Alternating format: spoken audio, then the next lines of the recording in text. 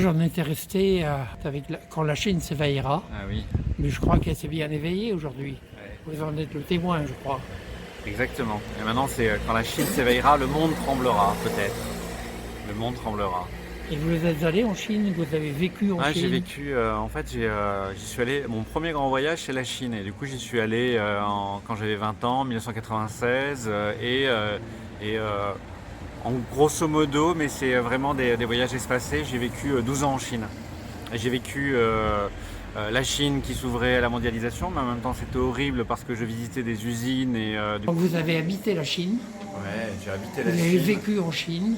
J'ai vécu en Chine plus de 10 ans. La première fois que j'y suis allé, c'est en 1996 où j'étais pour un stage de contrôleur qualité. Je contrôlais des cotons-tiges, des cure-dents et j'ai vu des casseroles.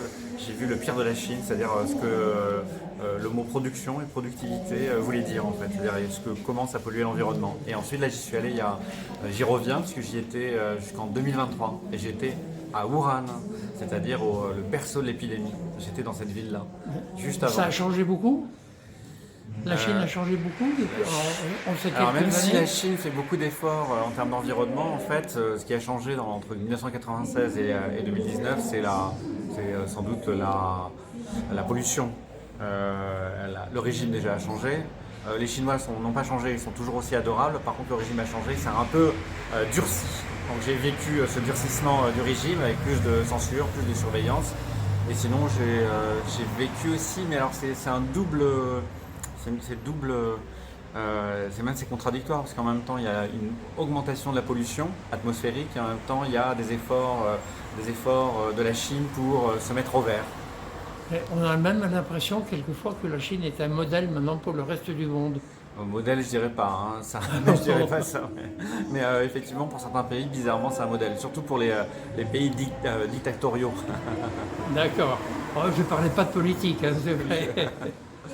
Non, Mais- c'est un modèle parce qu'en fait, elle investit énormément dans le solaire. Mais en même temps, elle a tellement pollué, la Chine a été tellement polluée que c'est le moindre effort. Elle reboise, elle reforeste et elle aussi s'est lancée dans le solaire. Mais après, c'est pas forcément un modèle, hein. Et quand vous vivez là-bas, vous vivez où? À l'hôtel? Vous vivez... Non, non, j'avais un appartement je vivais dans le centre de la ville, dans des quartiers bouillonnants. Et j'adorais aller dans les bars ou dans les cafés, rencontrer à chaque fois des Chinois, des gens différents, qui soient majoritairement des Chinois, de Wuhan si j'étais à Wuhan ou de Shanghai si j'étais à Shanghai en fait. Donc vous n'aviez pas une vie d'expatrié. Ah non, pas d'expatrié. Non, non, moi j'essaie de me fondre avec les gens et de parler aux gens. En fait, j'essaie de comprendre le pays. J'ai toujours essayé de comprendre la Chine et d'essayer de voir comment les Chinois pouvaient survivre à un régime qui était parfois dur en fait. Et comment ils arrivaient toujours à s'exprimer. Mais vous, en tant qu'Européen, comment vous étiez vu là-bas? On se méfiait de vous un peu? Non, non, non, non. Alors il y a une éducation à la méfiance en fait en Chine, mais ça c'est le gouvernement. Après les Chinois, ils sont, comme je l'ai dit, ils sont adorables et ils sont vachement très curieux. Du coup, ils posaient beaucoup de questions, savoir ce que je faisais, d'où je venais. Ils ont discuté de tout et de rien en fait. Et c'était plutôt très agréable. Non, non, non, il n'y a pas de. Et ça, c'est un des bons côtés. Je crois qu'il faut vraiment faire le distinguo entre le régime, qui est vraiment autoritaire, et la population, qui essaie d'oublier ce régime-là, et qui est hyper cool et sympa. Mais vous avez voyagé beaucoup également, donc la Chine, la Corée, le Corée Canada. du Sud, le Canada et le Cameroun aussi, en fait. Donc oui, oui, j'ai voyagé beaucoup. Ouais. Et qu'est-ce ça- qui vous pousse à voyager? La rencontre des gens? La fuite. La fuite? Non, non, moi je suis originaire des Landes, donc en fait je pense que. Mais j'ai compris, j'ai C'est mis du temps bien à le les Landes comprendre. aussi. Oui, mais quand on est enfant, c'est peut-être moins bien, ça fait pas trop fantasmer. Du coup, je fuyais les Landes à 18 ans, je suis parti vivre en Chine, ensuite en Corée du Sud, ensuite j'ai fait des voyages en Cameroun, enfin j'ai travaillé en Cameroun. Et j'ai longtemps compris. J'ai mis longtemps à me rendre compte que les Landes c'était effectivement super cool. Et j'ai redécouvert là, il y a 2-3 ans, les Landes, que j'adore. Mais en fait, j'avais fait un déni des Landes. J'avais fui les Landes. Ah, parlez-moi quand même de votre livre, parce que vous êtes ici à La Rochelle aujourd'hui Ouais, pour, alors pour mon nous livre, parler de c'est. votre livre. Mon livre s'appelle Cold Case. Il est publié aux éditions Cold Case, là, depuis 2-3 mois. Et c'est l'histoire d'une enquête, moi qui passe sur les traces d'un oncle congelé. Parce que ma compagne, un jour, qui est coréenne, m'a dit qu'elle avait un oncle qui était mort congelé dans les années 70 à Toronto, et du coup je suis reparti sur les traces de cet oncle congelé, pourquoi il était mort, comment il était mort, qu'est-ce que cette histoire cachait en fait. Parce que suite à cette mort, son père est devenu fou, donc qu'est-ce que tous ces fantômes qui hantaient sa famille, j'ai essayé pas de résoudre, d'éclairer, de chercher à éclairer les non-dits de sa famille sur cette mort en fait, qui a, depuis les années 70, hante la mémoire à tel point qu'on pense que le tabou ne pas en parler, ça ne pas parler d'un mort ou ne pas parler d'un fou va résoudre beaucoup de choses, mais en fait non, en fait, ça a hanté cette famille pendant 50 ans, et du coup mon livre c'est cette enquête mémorielle, journalistique et aussi un peu chamanique, puisqu'on a voulu même on est allé voir une chamane en Corée du Sud pour essayer de parler aux fantômes, à cet oncle qui était mort dans les années 70. Vous êtes devenu chaman?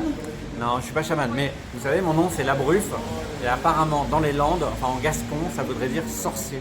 La bruchas, voilà. Et moi je vous fais parler de la Chine alors que votre livre est une recherche dans la famille, en fait, une enquête. Dans la famille, oui, mais après la Chine m'a permis aussi de m'éloigner de ma famille, de m'éloigner aussi de la famille de ma compagne, pour mieux peut-être les comprendre et mieux comprendre quels étaient les mécanismes qui étaient en jeu dans le fait de cacher un souvenir, etc. Ouais. Et donc, en fait, sorcier, la bruchas, je crois, ça voulait dire aussi sourcier, celui qui trouve l'eau. Alors moi, j'ai beaucoup de problèmes avec l'eau, parce que chaque fois chez moi, l'eau, elle fuit, les robinets fuient. Et donc, je suis un sourcier dysfonctionnel. Bon, je vous appellerai pas chez moi alors pour réparer les robinets. Non, surtout pas. D'accord. Et votre enquête sur la famille, ça y est, vous l'avez réglé, vous avez réglé vos problèmes?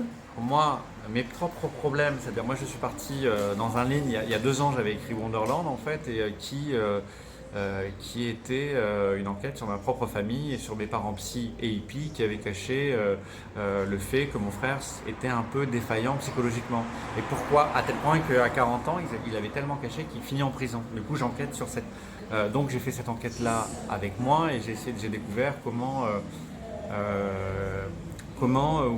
aussi la psychogénéalogie pouvait expliquer pas mal de choses dans une famille en fait. Et là je l'ai fait du coup, mon roman sur l'oncle de ma compagne qui est mort à Toronto, donc l'oncle coréen qui est mort à Toronto dans les années 70, il est sorti il y a 3 mois le livre en fait, donc il fait son petit chemin, et là me voilà à La Rochelle pour faire ce... À La Rochelle on parle festival. français, à Toronto également, donc j'ai là, mais en Chine. On parle chinois? En Chine, alors dans la ville où Vous avez appris j'étais... le chinois? Oui, j'ai appris le chinois. Je parlais chinois, mais bizarrement, dans la ville où j'étais, qui est Wuhan, c'est une des villes où il y a le plus d'universités avec des départements de français, en fait. Voilà. Eh bien, on va aller voir, si vous voulez dire, on va aller voir vos... Voilà, et ça Voilà, c'est mon ami voilà. Nicolas Hédier qui... Bonjour, je mange du Toblerone, c'est super bon. Non, c'est vraiment pas bon le Toblerone. Et du coup, Nicolas Hédier qui connaît très très bien la Chine aussi. Oui. Expert de la Chine, Ah, sinologue. d'accord. Un grand et beau pays. Un bel écrivain. Plein de surprises. Parce que je l'ai fait parler de la Chine. Il y a une belle J'ai des casquette. choses- j'ai des Regardez choses- sa casquette. Il y a une très belle casquette. Je veux sa casquette. Bon, voilà. Ah, d'accord. Non, mais alors maintenant c'est plus moi. Voilà. Ok. Je m'appelle Non, Alexandre avant- Labrune. Je m'appelle, je répondrai à toutes vos questions.